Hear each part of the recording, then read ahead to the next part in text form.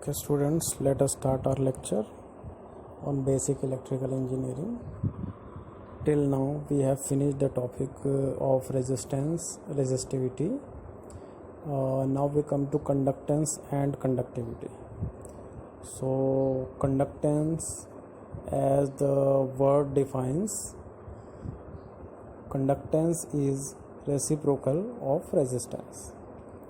तो जैसे आपका रेजिस्टेंस होता है जो रेजिस्ट करता है फ्लो ऑफ करंट को या फ्लो ऑफ इलेक्ट्रॉन्स को, उसी तरीके से कंडक्टेंस होता है जो आपको फेवर करेगा कि आप ज़्यादा से ज़्यादा इलेक्ट्रॉन्स फ्लो करवा सके या करंट करवा सके. So conductance denoted by capital G, resistance capital R से होता है, कंडक्टेंस कैपिटल जी से. Is the reciprocal of resistance, whereas resistance of a conductor measure the opposition which it offers to the flow of current. ये resistance का बता रहा है वो, लेकिन conductance क्या है? The conductance measures the inducement which it offers to its flow.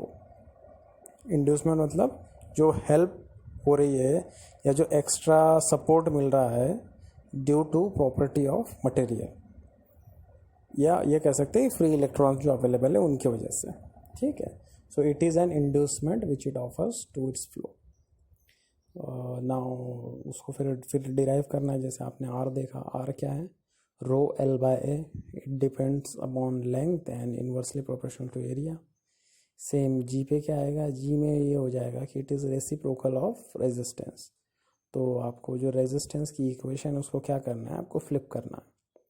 अगर रो L by A है तो G इक्वल टू हो जाएगा A अपॉन रो L. समझे ना?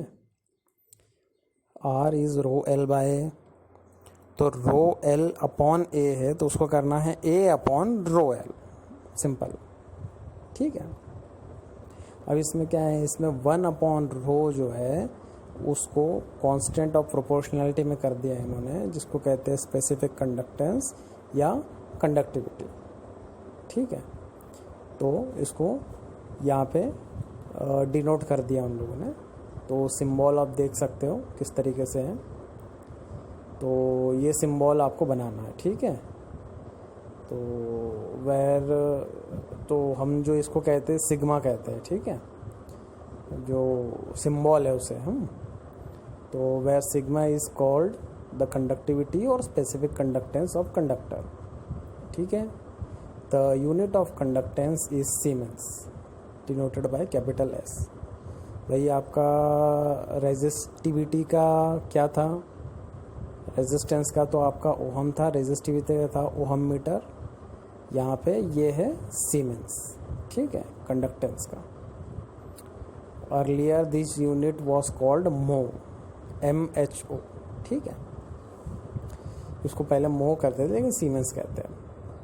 It is scene from the above equation that the conductivity of material. अब वो उसको डिराइव कर रहा है. तो ये जो कंडक्टिविटी ये क्या है? सीमेंस जो कंडक्टेंस का यूनिट है, तो उसी हिसाब से वो जाएगा सीमेंस पर मीटर. देखो रेजिस्टेंस का है ओहम, तो रेजिस्टिविटी का है ओहम मीटर. कंडक्टेंस का है सीमेंस, लेकिन ये है सीमेंस पर मीटर. क्यों? क्योंकि हमारे एरिया ने फ्लिप किया है. ठीक है. तो उसके अकॉर्डिंग चेंज हो रहा है. ठीक है. वो यहाँ पे देख भी सकते हो आप, ये जो ऑरेंज कलर के बॉक्स में दे रखा है उससे आपको पता चल जाएगा. तो hence the unit of conductivity is siemens per metre. ठीक है. यहाँ तक कि हुआ कंप्लीट हमारा कंडक्टेंस. ठीक है. अब ये एग्ज़ाम में आता भी है, तो ये 3 मार्क्स के लिए भी आ सकता है, विथ इक्वेशन 6 मार्क्स के लिए भी आ सकता है ना. व्हाट इज़ कंडक्टेंस या conductivity, explain conductance, conductivity, right short note, conductance and conductivity. तो इस तरीके से क्वेश्चन बन सकते हैं इसका. तो ये 6 मार्क्स तक का इतना आपको पूरा लिखना पड़ेगा इसमें. ठीक है. इंक्लूडिंग उसका यूनिट डिराइव, जो यूनिट ऑफ कंडक्टिविटी जो लास्ट में बताया ना सीमेंस मीटर, ये कैलकुलेट करके उन्हें दिखाना पड़ेगा 6 मार्क्स के लिए. तो नेक्स्ट पे चलते हम लोग. नेक्स्ट टॉपिक जो है वो है क्या है? Effect of temperature on resistance. Temperature का क्या क्या इफ़ेक्ट रेजिस्टेंस पे पड़ता है, तो वो यहाँ पे देखें हम. The effect of rise in temperature is, first क्या है? To increase the resistance of pure metal. जो प्योर मेटल होते हैं जिनमें कोई मिलावट नहीं है, वो उन्हीं इलेक्ट्रॉन्स या उन्हीं इलेक्ट्रॉन्स बोल रहा है, उन्हीं एटम से बने हैं, सिमिलर एटम से, उनमें कोई और एटम मिक्स नहीं हुआ, प्योर मेटल है। तो इसमें क्या होता है, रेजिस्टेंस आपका इंक्रीज होता है विथ इंक्रीज इन टेम्परेचर। अब ये क्या है, ये कॉन्ट्राडिक्ट कर रहा है हमने पहले जो पॉइंट पढ़ा था, उसमें क्या दिया था कि टेम्परेचर बढ़ता है, 2 लेक्चर पहले जो हमने डिस्कस किया कि टेम्परेचर बढ़ता है तो क्या होता है, आपका रेजिस्टेंस उसके अंदर घटता जाएगा। लेकिन यहाँ पे क्या है, it increases resistance of pure metal. The increase is large and Fairlie regular for normal range of temperature. वो बोलता है ये जो इंक्रीज है क्या है, ये लार्ज है, बड़ा है, और फेयरली रेगुलर है, मतलब ये बहुत ज़्यादा वेरिएशन नहीं आता है इसमें, रेगुलर है ये in normal range of temperature. The temperature पर resistance graph is a straight line.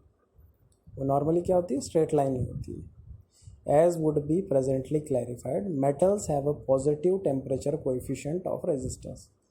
Metal में क्या है, पॉजिटिव टेम्परेचर कोएफिशिएंट, मतलब टेम्परेचर बढ़ेगा तो इनका रेजिस्टेंस भी बढ़ेगा। नेक्स्ट पॉइंट नंबर 2 पे आते हैं। To increase the resistance of alloy. Temperature बढ़ने से अलॉयस का रेजिस्टेंस भी बढ़ता है। Though in their case the increase is relatively small and irregular. इसमें क्या होता है, इंक्रीज जो होएगा वो स्मॉल होगा। प्योर मेटल्स में लार्ज होता है लेकिन इनमें स्मॉल होता है और इरेगुलर होता है, रेगुलर नहीं रहेगा, ठीक है, फ्लक्चुएशंस होंगे उनमें टेम्परेचर के according. For some high resistance alloys like eureka, जो 60% कॉपर है, 40% निकल है, and manganin, the increase in resistance is negligible over considerable range of temperature. इनमें क्या है, इनमें अगर आपका टेम्परेचर बढ़ भी रहा है तो इनका चेंज इन रेजिस्टेंस क्या है, इंक्रीज इन रेजिस्टेंस नेग्लिजिबल है, मतलब ये हाई टेम्परेचर एप्लीकेशन में इनको इस्तेमाल किया जा सकता है क्योंकि टेम्परेचर का इन पर बहुत ही कम असर पड़ता है। Point number 3, to decrease the resistance of electrolyte, insulators and partial conductors such as carbon. ठीक है, टेम्परेचर बढ़ने से क्या होगा, decreases the resistance of electrolyte. Electrolyte का रेजिस्टेंस डिक्रीज होगा। क्यों डिक्रीज होगा भाई, देखिए इलेक्ट्रोलाइट जो है वो क्या है, लिक्विड है। लिक्विड को अगर आप गर्म करोगे तो उसकी डेंसिटी क्या होगी, घटेगी तो वो क्या होगा, वो और ज़्यादा अच्छे से फ्लो कर सकता है, इलेक्ट्रॉन्स उसमें और अच्छे तरीके से फ्लो कर सकते हैं, इसलिए उसका रेजिस्टेंस डिक्रीज हो जाएगा। क्योंकि अगर इलेक्ट्रॉन्स ज़्यादा फ्लो कर रहे हैं मतलब रेजिस्टेंस घट गया है ना, कंडक्टेंस ज़्यादा हो रहा है, इसका मतलब रेजिस्टेंस घट रहा है, तो डिक्रीज इन रेजिस्टेंस। इसलिए हमारी जो लेड एसिड बैटरी वगैरह होती है, ठीक है, लिथियम पॉलीमर वाली नहीं लेकिन लेड एसिड वाली जो होती है, बहुत ज़्यादा ठंडी हो जाए या बहुत कम टेम्परेचर पे हो जाए तो वो आपको मतलब उसमें चार्जिंग वगैरह नहीं हो पाती है, चार्ज स्टोर नहीं कर पाती है। इसलिए कई बार बोलते हैं ना कि ठंडे के मौसम में बैटरी बैठ जाती है, तो वो इसी वजह से होता है। ठीक है, और टेम्परेचर बढ़ता है तो क्या है, उनकी रेजिस्टेंस घटती है, तो सीधी सी बात है टेम्परेचर घटेगा तो उनका रेजिस्टेंस बढ़ेगा, और रेजिस्टेंस बढ़ेगा तो बैटरी ठीक से काम नहीं कर पाएगी। चलो आगे आते हैं हम लोग insulators such as paper, rubber, glass, mica. ठीक है, ये सारे इंसुलेटर जो कंडक्ट नहीं करते इनमें भी डिक्रीज होता है। और partial conductor such as carbon क्या है, पार्शियल कंडक्टर है, तो इनमें भी डिक्रीज होगा। Hence insulators are set to possess a negative temperature coefficient of resistance. इनमें क्या होगा, इनमें negative temperature of coefficient of resistance होगा। मतलब आप ये अगर ग्राफ बनाओगे, एक एक्सिस पे अगर आप रेजिस्टेंस रखोगे, एक एक्सिस पे टेम्परेचर रखोगे, तो ये क्या होगा, ये डिक्रीज वाला ग्राफ बताएगा आपको। ठीक है, तो टेम्परेचर अगर हाई होगा तो इसकी वैल्यू जो क्या हो जाएगी, डिक्रीज रहेगी, टेम्परेचर से कम होगा तो रेजिस्टेंस की वैल्यू बढ़ती जाएगी, तो नेगेटिव ग्राफ बनाएगा। तो ये है effect of temperature on resistance. ये टॉपिक भी आता है, इफेक्ट ऑफ टेम्परेचर। ठीक है, तो नेक्स्ट हम लोग देखते हैं नेक्स्ट टॉपिक क्या है। ये टॉपिक यहाँ पे ख़त्म। नेक्स्ट टॉपिक ये है टेम्परेचर कोएफिशिएंट ऑफ रेजिस्टेंस। ठीक है, अब ध्यान दो, जो ये यूनिट है इसके अंदर सबसे ज़्यादा पूछे जाने वाला टॉपिक यही है, टेम्परेचर कोएफिशिएंट ऑफ रेजिस्टेंस। ये लगभग हर साल ही आया है, तो इस पे आपको ध्यान रखना पड़ेगा टॉपिक पे। ठीक है, ऑलमोस्ट आप 10 पेपर उठाओगे तो 8 पेपर में टॉपिक आपको दिखेगा। कभी कभार हो सकता है ना पूछा गया हो, लेकिन आता है नॉर्मली। तो ये टॉपिक पे ध्यान देना आप सभी। क्यों? इसके अंदर इक्वेशन ड्राइव करनी है, ठीक है। और उन्हें पता है कि इक्वेशन ड्राइव करने वगैरह में बच्चे इंटरेस्ट लेते नहीं हैं, वो उन्हें थेरी टॉपिक पसंद होता है। तो उन्हें पता है कि भाई स्टूडेंट इसको थोड़ा सा अवॉइड करेंगे, तो इसलिए वो ये टॉपिक डालते हैं कि भाई ये हार्ड टॉपिक में एक माना जाए इस तरीके से। बाकी हार्ड नहीं है, बड़ा ईजी, लेकिन वो सीख ले जो पढ़ना चाहता है। चलो आते हैं टेम्परेचर कोएफिशिएंट ऑफ रेजिस्टेंस। इसमें क्या है, लेट अभी डिराइव करना है तो कुछ ना कुछ अजम्पशन लेने पड़ेंगे, ठीक है। तो स्टार्ट करते हैं हम लोग। Let a metallic conductor having a resistance of R0 at 0 degree Celsius, ठीक है। स्टार्ट करते हैं हम लोग 0 डिग्री सेल्सियस पे। हम मानते हैं कि रेजिस्टेंस है R�0, ये मान लिया R0। Be heated to a T degree Celsius. हमने अगर उसको T डिग्री सेल्सियस किया तो अगर R0 डिग्री पे मैं R0 बोल रहा हूँ तो T पे मैं बोलूँगा R⁵T। तो वही आगे बोल रहा है, let its resistance at this temperature be RT। Then considering normal range of temperature it is found that the increase in resistance delta R मतलब difference, higher minus lower, delta R is equal to RT minus R0, ठीक है। Delta R समझ गया।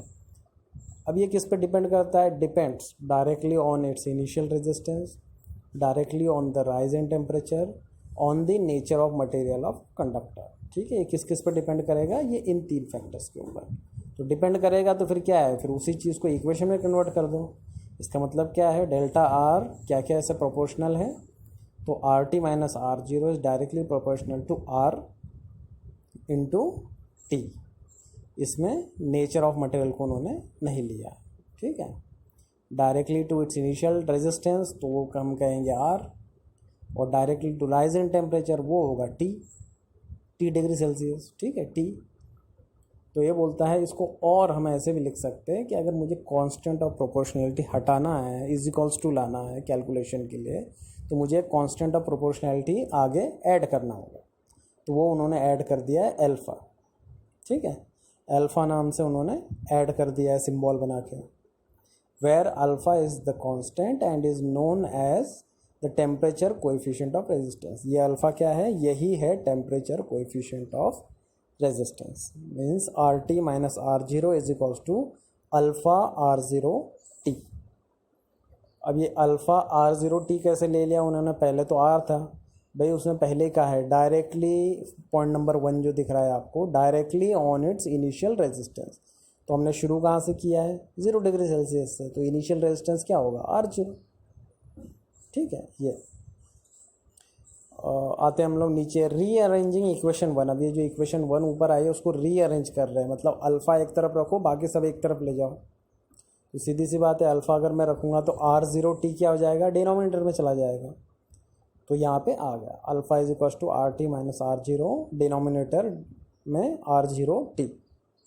अब ये बोलता है ऊपर वाला तो डेल्टा आर था, तो डेल्टा आर लिख दो, okay no problem, delta R लिख दिया हमने। अब ये बोलता है if R0 is equal to 1 ohm, बोले रेजिस्टेंस है 0 डिग्री क्या है? 1 ओम है, और टेम्परेचर है 1 डिग्री सेल्सियस। तो ये पूरी इक्वेशन क्या हो जाएगी? पूरी इक्वेशन रिड्यूस हो जाएगी, जहाँ पे R0 है, ठीक है, और T है, उसके अकॉर्डिंग ये क्या हो जाएगा? Alpha is equals to delta R which is equals to RT minus R0, ठीक है। तो समझ में आया कहाँ पे 1 की वैल्यू डाल दी? डिनोमिनेटर में आपको 1 डालना है R0 के जगह, और T के जगह 1 डालना है। 1 इंटू 1 क्या हो जाएगा? 1। तो हमारा अल्फ़ा किसके बराबर हो जाएगा? डेल्टा आर के। तो बस सिंपली क्या है, टेम्परेचर कोएफिशिएंट ऑफ रेजिस्टेंस कुछ नहीं है, it is change in the resistance initial temperature to final temperature. Hence the temperature coefficient of material में बी डिफाइंड एज, क्या डिफाइन कर सकते हैं हम? The increase in resistance per ohm original resistance per degree Celsius rise in temperature, ठीक है। अब ये स्टेटमेंट है, तो इसको आपको याद करना पड़ेगा, रटना पड़ेगा, और ऐसे ही लिखना पड़ेगा जो रेड कलर में दिख रहा है, ठीक है। The increase in resistance per ohm original resistance per degree Celsius rise in temperature. From equation 1 we can also find, अगर हम इक्वेशन 1 को रीअरेंज करें, ठीक है, तो आप क्या देखोगे? RT माइनस R, इक्वेशन 1 पे चलो ऊपर देखो, ठीक है, दिख रहा है RT minus R0 equal to alpha R0T। अब देखो लेफ्ट हैंड पे भी R0 दिख रहा है, माइनस R0, राइट पे भी आपको अल्फ़ा R0 दिख रहा है, तो आपको क्या करना है, ये R0 आपको राइट हैंड साइड पे ले जाना है। तो -R0 यहाँ पे जाके क्या हो जाएगा, प्लस। ठीक है, फिर R0 कॉमन निकाल लेना, तो आपका बच जाएगा 1 + अल्फ़ा t। तो RT = R0 bracket 1 + alpha t। तो इक्वेशन 1 से हम ये सेकंड इक्वेशन भी निकाल सकते हैं। ठीक है, तो यहाँ तक क्या आपको लिखना है, और ये जब भी आया है 6 मार्क का या 8 मार्क का आया है, उससे कम में नहीं आया है। ठीक है, लिखना पूरा है आपको इसी तरीके से। तो ये रहा टेम्परेचर कोएफिशिएंट ऑफ रेजिस्टेंस। तो नेक्स्ट पे चलते हैं हम लोग, अगला टॉपिक रेजिस्टेंस इन सीरीज़। ठीक है, यहाँ पे आते हैं, ये resistance in series, resistance in parallel, इनके ऊपर आपको न्यूमेरिकल प्रॉब्लम्स आएंगे डायग्रामेटिकली बेस्ड। वो कैसे सॉल्व करना है उसका भी वीडियो लेक्चर में डालूंगा। ठीक है, तो उसको देखेंगे हम। अभी हम उसका कॉन्सेप्ट पे चलते हैं किस तरीके से है रेजिस्टेंस इन सीरीज़। अब रेजिस्टेंस इन सीरीज़ का मतलब क्या है, when some conductors having resistance R1, R2, R3 etcetera are joined end to end as in figure हम देखेंगे अभी अगले स्लाइड में। When some conductors having resistance R1, R2, R3 etcetera are joined end to end, मतलब भाई R1 का जो and रहेगा वो R2 पे ज्वाइन होगा, R2 का जो एंड होगा वो R3 पे ज्वाइन होगा। ठीक है, तो इस तरीके से they are said to be connected in series. It can be proved that the equivalent resistance or total resistance between point A and D, एक पॉइंट वो डायग्राम में दिखेगा, आगे देखोगे आप, मैं पढ़ देता हूँ फिर आगे देखते हैं। It can be proved that the equivalent resistance or total resistance between point A and D is equal to the sum of 3 individual resistance। वो बोले तीनों के इंडिविजुअल रेजिस्टेंस के सम के बराबर होगा। मतलब R1 का कितना ओहम है वो, R2 कितने ओहम है वो, R3 कितने ओहम है वो, तीनों को ऐड कर दो तो आपको टोटल रेजिस्टेंस मिल जाएगा। Being a series circuit it should be remembered, क्या क्या ध्यान रखना है हमें, क्योंकि सीरीज है, current is same through all 3 conductors. Current क्या होगा, सेम होगा। ठीक है, point number 1 current is same. आगे चलते हैं, अब ये पूरा पैराग्राफ में डायग्राम पे फिर से एक्सप्लेन करूँगा। नेक्स्ट स्लाइड है ना, ये रही नेक्स्ट स्लाइड। अब आप डायग्राम पे देखो। ठीक है, वो ऊपर का पैराग्राफ बाद में पढ़ेंगे, अब डायग्राम देख लो। उसने क्या कहा था, 3 रेजिस्टेंस है R1, R2, R3, ज्वाइन कैसे करना है, सीरीज़ में, एंड टू एंड। तो देख रहे हो एंड टू एंड, मतलब R1 का एंड R2 का इनिशियल बनेगा, R2 का एंड R3 का इनिशियल बनेगा। और यहाँ पे वोल्टेज, मतलब यहाँ बैटरी V लिखा है, जहाँ नीचे ब्लू कलर के बीच में, ब्लू कलर लाइन के बीच में, डॉट्स के बीच में, वहाँ पे आप मान सकते हो कि एक बैटरी लगाएंगे, प्लस माइनस ज्वाइन करेंगे, करंट फ्लो करेगा। आई दे रखा है, जो एरो दे रखी है वो आई की, वो क्या है, करंट। अब ए से बी के बीच में R1 है, तो उसके थ्रू क्या होगा, वोल्टेज V1, R2 के नीचे V2 और R3 के नीचे वोल्टेज ड्रॉप होगा V3। और करंट, अब पहला पॉइंट क्या था उसने बता दिया, current for all resistance will be same. Point number 2, but voltage drop across each is different due to its different resistance. बोले दो सबके रेजिस्टेंस अलग अलग है, इसलिए वोल्टेज ड्रॉप क्या होगा, चेंज होगा इसमें।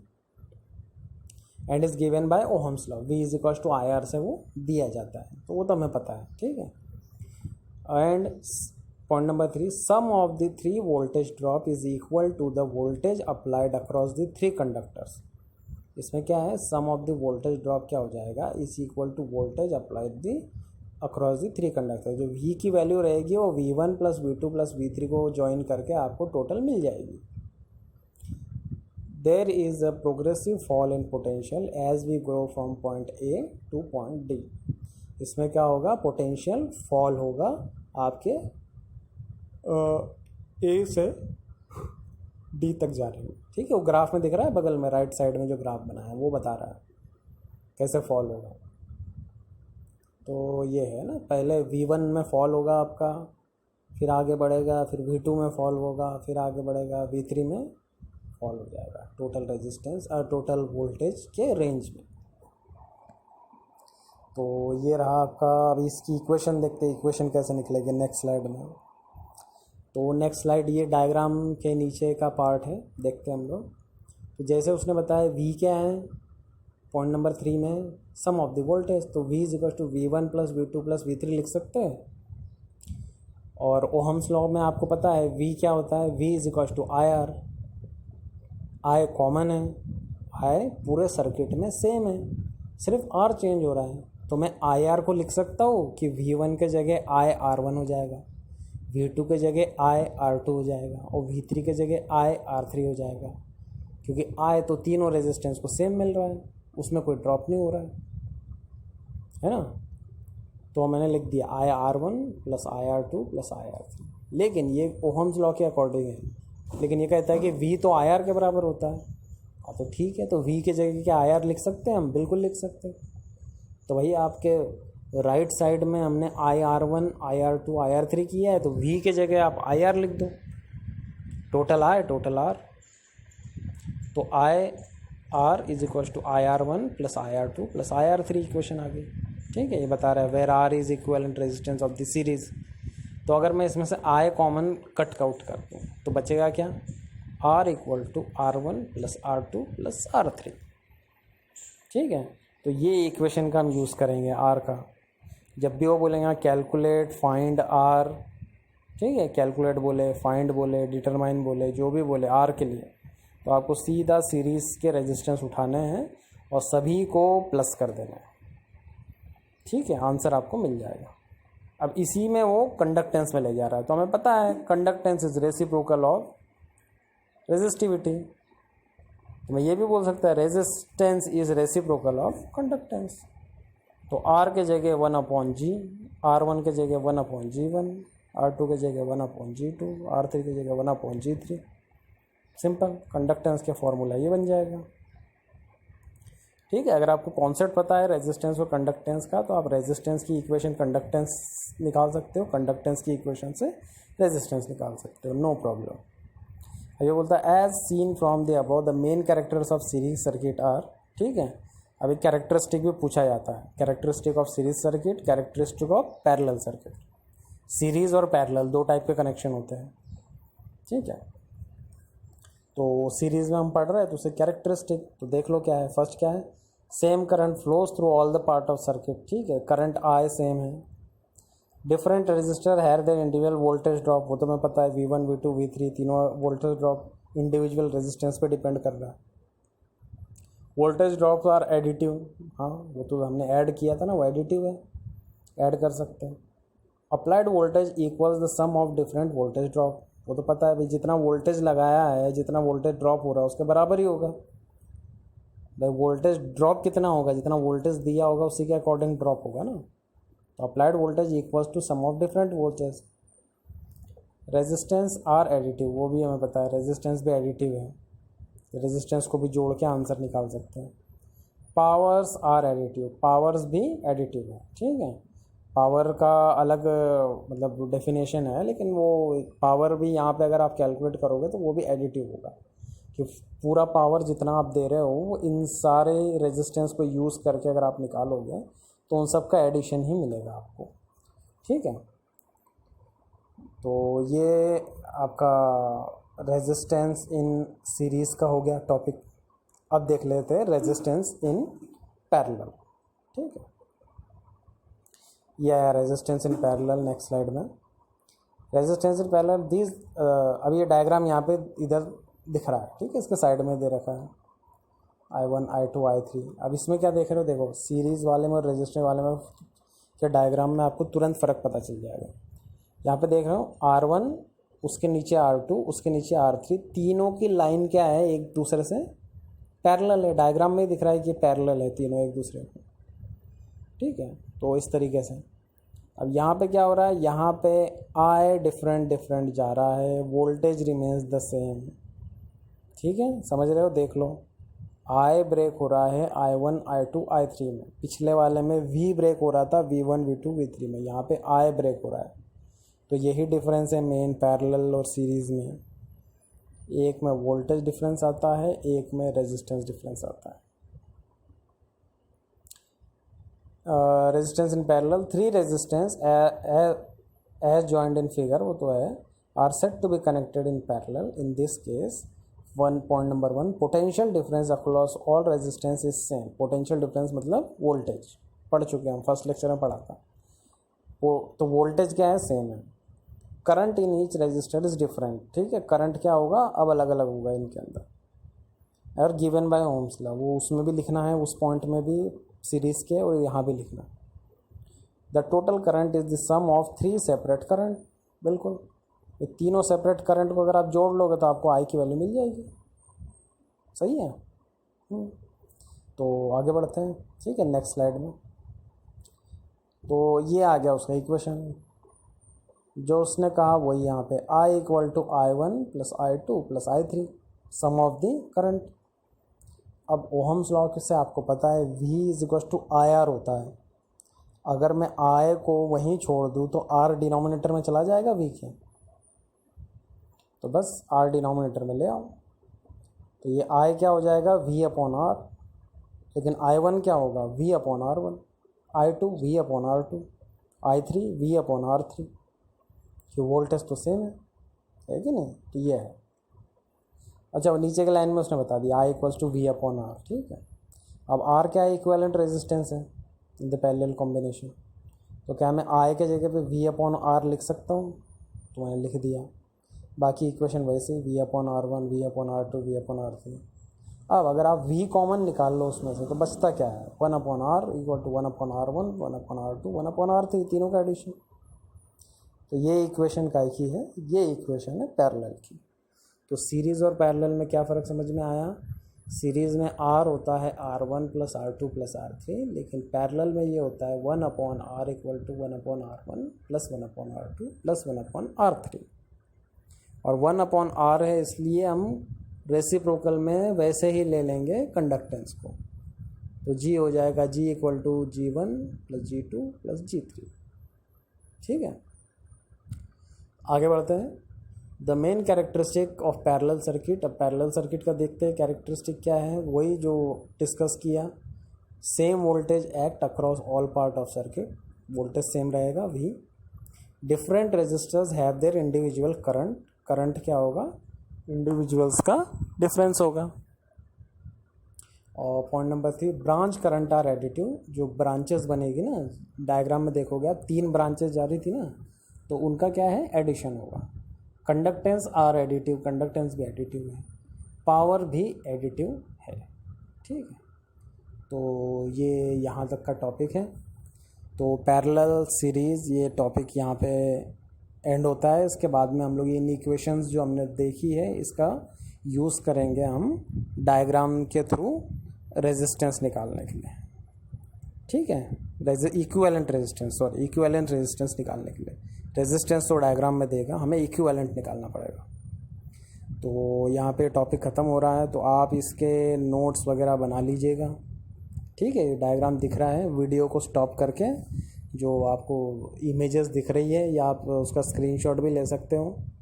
इसका स्क्रीनशॉट लेके इसके ऊपर आप नोट्स बना के रख लीजिए। क्यों, क्योंकि आज का टॉपिक जो बताया है कंडक्टेंस से लेके parallel, series, temperature coefficient, effect of temperature, इन सभी टॉपिक में से कम 2 टॉपिक आएंगे अगर हम 6 नंबर के लिए भी माने मिनिमम, ठीक है। जैसे टेम्परेचर कोएफिशिएंट तो 8 नंबर के लिए भी जा सकता है, पैरेलल और सीरीज़ इकट्ठा पूछ ले तो 8 नंबर के लिए जा सकता है, लेकिन हम 6 ही माने मिनिमम, तो 12 नंबर का टॉपिक इसमें कम से कम आपके लिए है। अगर पैरेलल सीरीज़ आपको थियरी में नहीं आएगा तो न्यूमेरिकल में तो आएगा, वहाँ भी 6 नंबर का मान लो आप न्यूमेरिकल। तो कहीं ना कहीं आपको आज के ये वीडियो लेक्चर में 12 नंबर आपको कहीं ना कहीं मिल जाएंगे किसी भी तरीके से। तो इस लेक्चर को भी ध्यान से रखें, कभी भी आप एक्सेस कर सकते हो, कोई दिक्कत नहीं, लिंक आपके पास है ही अवेलेबल। तो ठीक है, आज का लेक्चर यहीं ख़त्म करते हैं, ठीक है। Okay students, take care.